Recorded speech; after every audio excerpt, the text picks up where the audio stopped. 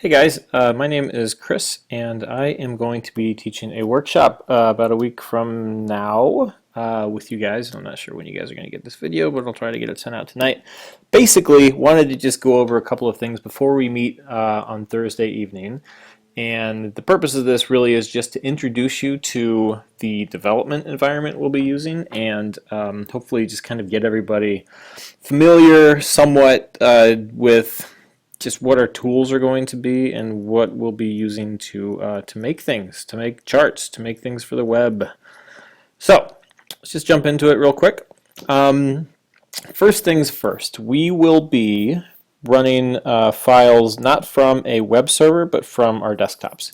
What do I mean by that? It means that instead of building web pages, HTML files, CSS, JavaScript, and actually loading those things onto a server someplace so we can view them on the web, we're going to work locally on our desktops. But in order to be able to do that, we actually need to run a server on our desktops, which you can do. It's really simple.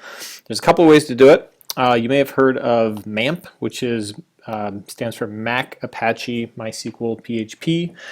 What that is a desktop server that runs on a Mac. It runs an operating system called Apache, which is a common web server operating system.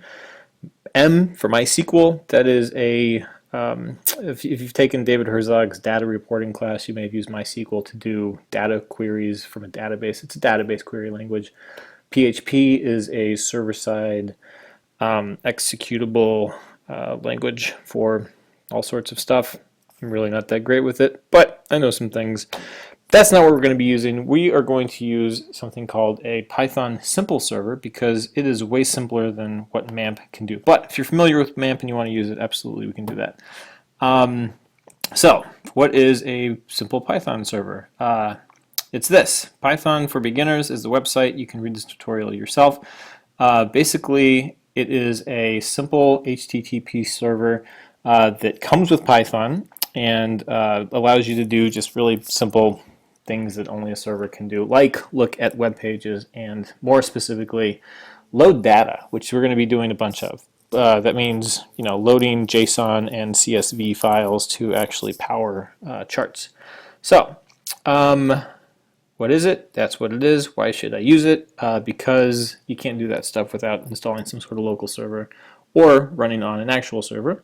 How do you use it? Super simple, but it does involve the console log, which may or may not be scary for you. The console log, excuse me, the terminal, which is this window down here. Again, comes with your machine. If it's not in your toolbar, you can open it from your applications folder. Again, looks scary, really isn't. Let's look at this real quick. So, on the left, I have basically a text-based version of what you see on the right. On the right is the Finder window. On the left is the terminal. I'm going to type PWD. That stands for Present Working Directory. What does it tell me? That I'm in a folder called CKnipe, which is a child of the folder Users. And if I look over here on my left, I can see on my rail here that I have a folder called Knipe C, and inside of that I have all of these folders. And if I type ls for list, I want to list everything that's in this folder, and you'll see that it is the same stuff that is over here on the right. Great. Okay, so what does that get for me? Well, basically I want to navigate to whatever folder we're going to be working from. Personally, I like to keep a folder in my Knipe C user folder, a folder called Sites. I think actually Mac actually keeps a folder called Sites for you when you first open your brand new MacBook or whatever. If it's not there, you can add it. I'm going to open mine and show you that it is full of stuff. This is kind of my developer, this is all my projects for work actually. So all sorts of stuff that I've made for many, many months are all in here. And if on the left, I want to navigate to that just as I have on the right. So there we see a folder called Sites. I'm going to do CD for change directory, and I'm going to type Sites, and it's going to put me here, Users Knipe Sites, just like I am over here on the right. Knipe Sites. All right, so if I hit list, I'm going to see all the same things on the left that I do on the right. Okay, great. So now that I'm here, this is what I want to use as my developer folder, this folder that I am currently in. So, as we see here in that tutorial, what it says, how do I use it? To start an HTTP server on port 8000, which is the default port, simply type Python M simple HTTP server.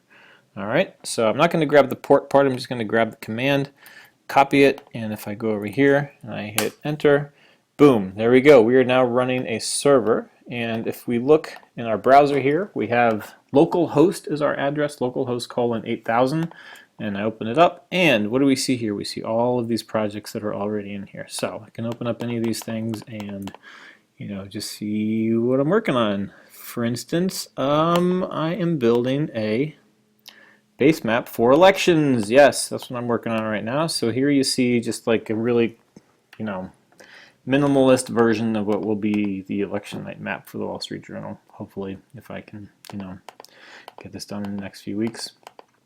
What we will be running is actually a file that I've built called, it is called, what did I call it? I think I called it applications file. There it is, app template. That's what I made. This is a basic, really basic template that I've put together, and it's what we'll be using as sort of a launching pad for in class. So what do I mean by a app template? Let's move on to the next piece here, which is to see our working template. I'm going to go to Git. Maybe you've used GitHub, maybe you haven't. If you have, then you know that it is great for storing code, for keeping different versions of projects as you work on them. If you wanted to fall back to a previous version of the project, it's super great. If you get it all involved in making things for the web, I'd say setting up a Git account is kind of essential for not just working with your own stuff, but for working collaboratively with others, and really just as kind of a hosted place to keep all of your code and projects. Yeah, so what I have here is a repository for the web app template, the simple web app template I've put together, and we can look at what's in it. An index file, just a basic HTML page. I am loading a few specific libraries that we're going to be using. The first one is Bootstrap. Bootstrap is a responsive web framework. Here we can open up this page here and you can see all about Bootstrap. Bootstrap is, we'll get more into this. Bootstrap is just it's a framework, which means that it is a kind of a scaffolding that you can use as a starting point, which has a bunch of built-in CSS helper classes for things like this is what a title looks like, this is what a button looks like. So if we, for instance, were to open up the CSS portion here, and we can scroll down and see that the grid system is really great. It's a responsive template. So as you see here, these are all class names for divs. This might not mean anything to you yet, but I promise it will. And if we grab the edge of our browser window and we collapse it, you'll see that all of these things on the page all look great narrow. What's narrow? Your phone is narrow. That's what we mean by responsive design. It means that it looks good on a browser and it looks good on your phone, and you're not designing two different versions of a web page. You're designing one page that looks good everywhere.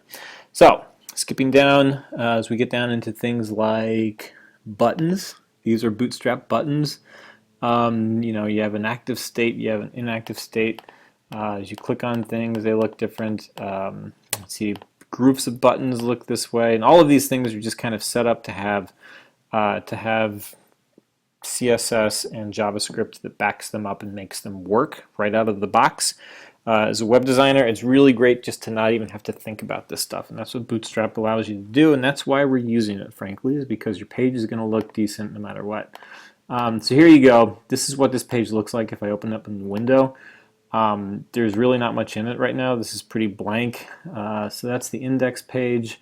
We will be spending most of our time jumping between the index page, that's where our markup lives, the JavaScript page, script.js, this is where our JavaScript lives. And if we bounce back to here, we have CSS. These are where our styles live. I have one style in here right now. The rest are actually loading from an external file. Again, if we jump back to our index page, you'll see where all of these things are loading.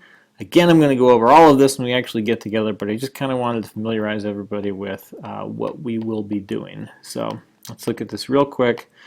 This is a CSS file. I could store it locally in that CSS folder, or I could actually just point to a web page somewhere and load it. This is minified.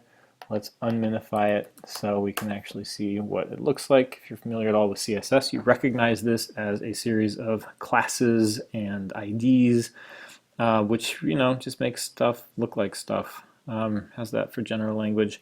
Okay, what else? Third and final thing that I wanted to introduce you to is our text editor, which is, I'm going to encourage everybody to download a program called Aptana. I'm going to assume most of you are working on Macs. I think Aptana is actually available for PCs as well. Aptana Studio 3 is the current version. Again, if we go to the web, we can actually just see the page for it here. And this is what it looks like. So you can download it. It's free. It works great. It's a super great text editor that you don't have to pay for. And what do I mean by text editor? Well, when we're working with code, we're working with text. And we could literally work with, you know, the text edit application here, right? We could write code in this, but it would be horrible because everything would just be black and you wouldn't get, you know, it's just black text and it all looks the same. What this allows us to do is to view pages in ways that actually tells us what things on the page do. Different types of elements or different colors, things indent automatically. I'll show you here in just a second. So on the left here, I'm going to open up my sites folder, and you see again all of my projects. And if I open up our app template and we look at our index page, see what I mean? We have greens and oranges and whites. Whites are things that are between tags. It's text that appears on the page. Gray is for comments, things that don't actually appear on our page but that we write just to make notes to ourselves. And if we open up our JavaScript file, you can see script looks a certain way. We can see that CSS looks a certain way. And there you go. So that's the core concept of a web text editor. This is where we will be actually writing things. All of this works in tandem with one very important element in your browser, which is this magical thing called the console window.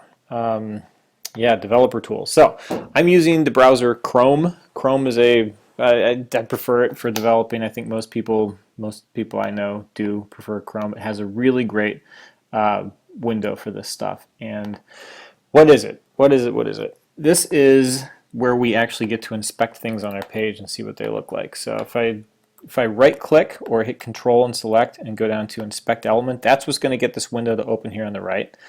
And we can see here where I've written it for a headline, I am a journalist and programmer. You can see where it exists in our markup, and you can see which classes are actually affecting its size. You can see it down here in the bottom. So font size is 36 pixels. What if I wanted to see what this looked like at 24 pixels? I could do that just by changing this number, and you see how it changes on my page here. I'm not actually writing over anything. I'm just writing how it appears on the page. So then if I want it to be red, if I wanted it to be italicized, I could do that, and I could see it on the page. And it's just, it's a way to kind of, if you're used to working with something like Photoshop or Illustrator, it can be really frustrating to work in code and not to be able to see exactly what things look like in real time. This is really how you do that kind of stuff for the web. You use your console or you use your developer window to just kind of edit stuff. Then the last part is a really important part here is this feedback window, the console, where we're actually going to see things in real time as we spit them out. So on the right here, where I have in my JavaScript, I've written when the document loads, console log, hello world, and let's just change that to 3 exclamation points and hit save. I'm going to refresh the window, and boom, there you see it on the right, 3 exclamation points.